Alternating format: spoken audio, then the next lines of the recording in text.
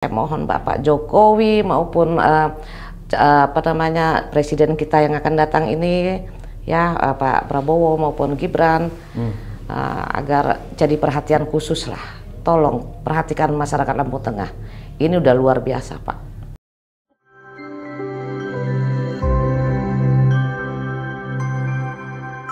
Assalamualaikum warahmatullahi wabarakatuh. Waalaikumsalam. Halo sahabat Kinyus, kembali lagi bertemu dengan saya Mufid. Kali ini kita akan membahas topik gonjang-ganjing Pilkada Lampung Tengah. Nah, dalam kesempatan ini kita kedatangan narasumber dari Jaringan Pemberantasan Korupsi, yaitu Bu Oncu Wendah. Bu, gimana kabar Bu? Baik, makasih banyak. Bu, mungkin ini bisa diceritakan nih maksud dari gonjang-ganjing Pilkada di Lampung Tengah. Bisa dijelasin dulu Bu? Siap. Ya, kalau masalah gonjang-ganjing itu memang sebenarnya sudah lama. Masalah sorotan kita saya sebagai sosial kontrol ya, ngelihat situasi keadaan Lampung Tengah ini, jujur saya pribadi prihatin banget. Mungkin saya salah satunya ya yang berani speak up. Terlalu banyak ya, terlalu kompleks ya cerita dari ujung ke ujung yang tidak berkesudahan sampai sekarang. Makanya hari ini saya sudah melakukan upaya yang terakhir lah ya. Saya melakukan laporan ke Mabes, Propam Mabes, terus ke Kemendagri dan juga Bawaslu. Ya, kami minta perhatian ya dari pusat sini, tolong lihat Lampung Tengah keadaannya seperti apa. Karena saya sudah beberapa kali melakukan upaya ya, melaporkan 2 bulan yang lalu supaya diperhatikan Lampung Tengah ini ada apa. Segitu hebohnya di Lampung Tengah, kok dari pusat nggak ada gitu loh. Itu yang bikin saya miris, tapi saya berusaha maksimal ini ya. Iya. Apalagi ini sudah menjelang pilkada. Saya juga menghimbau sih, sebenarnya ada rasa kekecewaan saya sama ketum-ketum partai. Apakah mereka tidak melihat, tidak mendengar kader yang dicalonkan ini siapa, backgroundnya bagaimana, cerita apa di Lampung Tengah itu, apa mereka nggak lihat gitu loh. Maaf Bu, saya potong ya. Ya. Siap.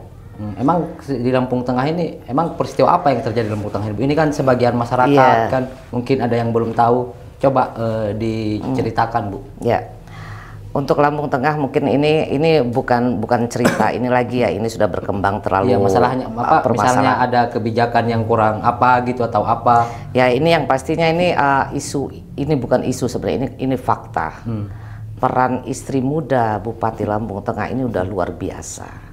Melangkai peranannya ini sudah melebihi gitu loh, melampaui, artinya yang tidak lazim tuh jadi lazim gitu loh. Sebagai istri muda itu bagaimana gitu, peran kapasitas dia itu sebagai apa di Lampung Tengah, itu yang kita pertanyakan. Nah, sedangkan istri yang tua kan masih ada. Oh, berarti iya, maksudnya ini yang kasus ini antara istri muda sama istri tua atau gimana? Ya, ini kalau untuk mereka, lingkaran mereka, keluarga mereka, kita nggak mau terlalu ini ya. Tapi saya sebagai sosial kontrol, sebagai aktivis, sebagai putri daerah, kita kan prihatin nih. Oh iya. Ya kan? Kok ini bisa terjadi gitu? Bahkan terlalu vulgar, mengangkangi semua, artinya roda pemerintahan Lampung Tengah itu seperti, saya nggak bisa rasanya mau marah seperti apa, karena mungkin hanya saya yang bisa mewakili suara hati gitu loh, apalagi saya perempuan, dan ini sudah terlalu jauh ya melangkah ya sebagai bini istri mudanya ya. Terlalu berani dia melakukan, kalau dibilang itu bukan manuver ya. Bagi saya ini bukan ini timbulnya kan kebodohan, pembodohan atau seperti apa gitu loh. Dan masyarakat Lampung Tengah ini dijadikan apa gitu, hanya penonton melihat sepak terjang bini mudanya sudah terlalu berani gitu loh. Dan ini saya nggak akan saya biarkan, karena ini satu kita perasaan perempuan loh. Kan bupati itu masih punya istri tua yang sah menurut negara, menurut agama. Dan ini saya dengar kan masih dalam proses perceraian, dan itu belum putus. Itu perceraian sama istri tua? Ya, karena istri tua suaminya bupati ini mengajukan cerai gitu loh sampai saat ini. Dan bahkan yang saya ketahui dan saya sudah ada buktinya, istri mudanya yang didaftarkan menjadi istri bupati yang akan datang ini. Sedangkan kan keputusan belum ada cerainya, legalitasnya. Ya mungkin sah secara agama ya. Tapi kan kita ini kan punya undang-undang, punya hukum itu pernikahan. Nah, itu ini setahu Ibu, Bupati Lampung Tengah ini ada nggak melanggar undang-undang atau kode etik sebagai bupati gitu? Nah, kalau itu kan kita nggak boleh kita dari ini kasus peristiwa itu. Kalau saya langsung aja saya bilang, dia sebagai kepala daerah loh, harusnya bisa membuat contoh yang baik untuk masyarakat. Egonya juga harus dikurangin dong, karena beliau ini mau nggak mau kan sorotan kita masyarakat, contoh kita, panutan kita. Kalau apa yang dipertontonkan ini pantas nggak gitu loh. Kita kan masih budaya timur, kita punya adat istiadat. Nah ini yang saya kaji, saya analisa semuanya. Dan ini kan bahkan ini sekarang nambah menjadi-jadi sampai dia istri mudanya terlalu berani mengajukan jadi ibu PKK yang masih disandang istri tua kan. Itu kan nggak ditolak dari ini kan PKK itu. Masih juga berani dia membuat seperti organisasi tandingan PIKK.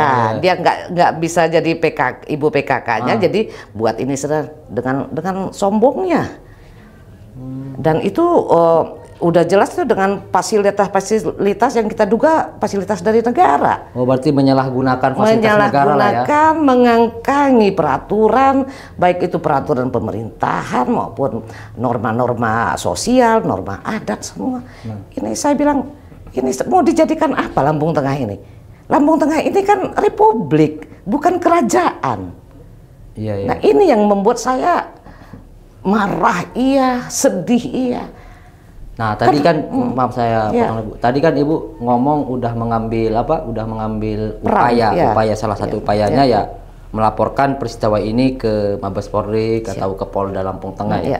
Nah itu kalau boleh tahu Bu, itu pelaporannya atas kasus apa gitu? Ya ini makanya saya buka sekarang ketika saya ngangkat persoalan perselingkuhan mereka ataupun perkawinan mereka ini karena berhubung mereka kan bupati sebagai pejabat publik yang kita ketemukan, dan saya juga bahan dasar fakta bukti ada. Dan ini terangkat bukan dengan saya sendiri. Dan itu udah Ibu serahkan ke saya sudah melaporkan. Polisian. Sudah, itu bukan polisian, bahkan saya yang diadukan karena saya memviralkan. Oh, berarti Ibu sempat mendapat pelaporan juga? Saya ini April kalau nggak saya dilaporkan. Itu dilaporkan di Polda Lampung. Oh, Polda Lampung. Dengan tuduhan karena undang-undang ITE. Ya saya bilang silakan, saya hadapi dan saya tunjukkan bukti-bukti saya, fakta. Dan ini kan saya sampai 5 bulan ini, sudah mau 5 bulan kalau nggak salah, nggak ada ceritanya sampai di mana ini. Nah, 2 bulan yang lalu saya pertanyakan, kan sudah 60 hari itu. Nah, udah 60 harian saya pertanyakan ke Polda. Karena itu laporan Ibu yang laporan saya yang dilaporkan ibu istri muda ini. Yang Ibu pertanyakan? Iya, yang saya pertanyakan kan istri mudanya ini melaporkan saya. Karena undang-undang ITE atau apalah. Ya saya hadapi. Nah setelah ini kok sampai sekarang sudah mau 5 bulan nggak ada tindak lanjutnya. Tapi Ibu pernah mendapat pemanggilan klarifikasi dari Polda Klarifikasi pertama Lampung? Iya. Pernah? Cuman sekali itu. Kalau yang kedua itu saya yang datangi, saya mempertanyakan karena itu sudah berjalan 60 hari lebih ya, 60 hari apa itu. Sampai sekarang saya belum dapat jawaban. Dalam proses klarifikasi itu mungkin apa yang diminta dari Polda diminta ke Ibu, misalnya tanya soal apa? Ya, permasalahannya itu kan saya mengekspos dengan bahasa yang mungkin ya memang kasar. Saya bilang sekasar-kasar, saya fakta, dia pelakor. Ya kan? Ini maaf ngomong, saya bilang, kalau saya jelas pelakor. Maka saya sampai bilang di Polda, saya bilang, terlepas mereka sudah kawin, sudah nikah atau tidak nikah, itu sudah terindikasi merusak rumah tangga orang. Siap. Pasalnya kan ada. Kan begitu. Nah, oke lah, saya ikutin semua ini. Semua apa yang saya punya, alat bukti. Mereka jangan cari-cari dong. Ya kebetulan. Tapi, secara ini Bu, saya potong lagi, secara dampak negatifnya ke masyarakat Lampung Tengah dari kasus ini ada nggak menurut Ibu? Misalnya dampak sosialnya kah atau dampak apanya gitu? Ya, kalau dampak sosialnya jelas ya. Mereka cuman hanya tidak berani speak up. Rasa kecewa, rasa dipermalukan itu ada. Karena kita izin ya, kita semua punya adat istiadat loh. Ya benar. Ada ungguh inggihnya kata orang. Dan harusnya istri mudanya paham dong, ya kan? Kulunuan dulu, pahami dulu ini. Seharusnya kan, dan yang saya sedihin lagi, ini istri tuanya seperti nggak berdaya gitu loh. Itu pun saya bantu semangatin ya, supaya ayo loh, ini Lampung Tengah ini bukan kerajaan. Ayo dong, di mana sampai apa yang ngomong? Pejabat-pejabat Lampung Tengah itu nggak berdaya, semua dikendalikan. Saya mau ngomong dikendalikan melalui suaminya Bupati, kan itu. Nah, tapi secara kebijakan ada nggak kebijakan dari Bupati Lampung Tengah yang merugikan masyarakat di sana? Mungkin Ibu yang tahu kan, yang aktif di sana, apalagi sebagai jaringan pemberantasan korupsi. Itu yang pasti gini, itu yang tidak lazim jadi dilazimkan. Bagaimana salah efeknya? Satu contohnya apa itu? Ya, bagaimana dengan generasi, kalau kita dikasih contoh seperti itu sebagai pemimpin mencontohkan itu kepada masyarakat, bagaimana dengan masyarakat? Bagaimana dengan generasi muda kita? Dia kan seorang pejabat publik, ya kan? Harus memberikan contoh yang baik dong. Harus menjadi teladan lah ya. Ya itu pasti, itu Pak, kita Indonesia kok. Ya. Nah, orang luar negeri aja mereka punya tata krama, masih yang namanya privasi kata orang itu kan karena disembunyikan. Ya kan? Tapi kalau ini dengan sengaja dia mempertontonkan seolah-olah dia butuh pengakuan dari masyarakat. Ini loh saya istri bupati. Pantas nggak seperti itu? Tapi kabarnya kan ini Bupati Lampung Tengah ini mencalonkan lagi ya Bu sebagai bupati, artinya ini incumbent. Nah itu Ibu sempat melaporkan nggak misalnya ke Badan Pengawas Pemilu Bawaslu terkait adanya pelanggaran kode etik dari calon bupati ini? Udah disampaikan? Ini yang saya lakukan hari ini, bertepatan dengan hari ini setelah saya mengajukan surat laporan saya kepada masalah laporan saya di Polda, supaya gimana ya, minta kepastian hukumnya ke Mabes Propam. Lalu saya datangin lagi ke Bawaslu RI sini, lalu ke Kemendagri. Nah, makanya saya bilang, saya menghimbau kepada baik ini institusi, instansi apapun yang berwenang di pusat ini, tolong loh, turun dong, lihat dong apa yang terjadi di Lampung Tengah ini sekarang. Itu loh. Kenapa pada tutup mata tutup telinga, sedangkan ini udah bergulir bulanan. Sampai postingan-postingan bini mudanya tuh terlalu vulgar, berani banget gitu loh. Ayo dong, kemana fungsi kalian tuh sebagai pemerintah, artinya kan di sini yang mengawasi khususnya. Kenapa diam loh? Itu ke Bawaslu itu pelaporannya atas apa Bu? Coba mungkin bisa disebutkan. Ya sama atau ya ke Propam. Kalau ke Propam itu saya hanya untuk mempertanyakan hak saya sebagai warga Indonesia, bagaimana laporan wanita itu, perempuan itu, bini muda itu terhadap saya. Kenapa sampai sekarang belum ada kepastian? Saya nggak pernah dikabarin apa sampai di mana. Karena saya punya hak, saya warga negara Indonesia. Itu yang pasti ya kan. Nah, kalau memang mau ditindaklanjut terusin gitu loh. Berarti kalau ke KPU-nya Ibu melaporkan dari segi pencalonannya ini lagi ya? Ya, satu ya kode etik lah untuk incumbent ini. Di situ kan kita banyak sebenarnya yang kita ulas yang nggak bisa saya buka di sini karena kan ada yang artinya garis besar adalah hal yang harusnya dikonsumsi publik ya itu maksud kita ada semua sudah saya laporkan semua hari ini. Dan untuk Kemendagri saya menghimbau ya berharap kalau bisa saya nyembah tolong. Untuk Pak Jokowi juga saya menghimbau kalau bisa. Ini saya punya berkas siap untuk ke Pak Jokowi, cuman rasanya siapalah kita ini ya. Kalau memang Pak Jokowi bisa dengar cerita hati masyarakat Lampung Tengah, tolong perintahkan anak buah Bapak. Berilah satu kenang-kenangan untuk kami Lampung Tengah ini, Pak. Nah, dari kasus ini nih Bu, ini harapan Ibu ke depannya mungkin apa untuk masyarakat Lampung Tengah, atau mungkin ada bakal pesan yang disampaikan ke masyarakat Lampung Tengah terkait dengan peristiwa dan kasus ini? Monggo Bu. Ya, mungkin kalau harapan kita masyarakat Lampung Tengah ini besar sekali ya. Agar andai pun, kalaupun apalah itu ya.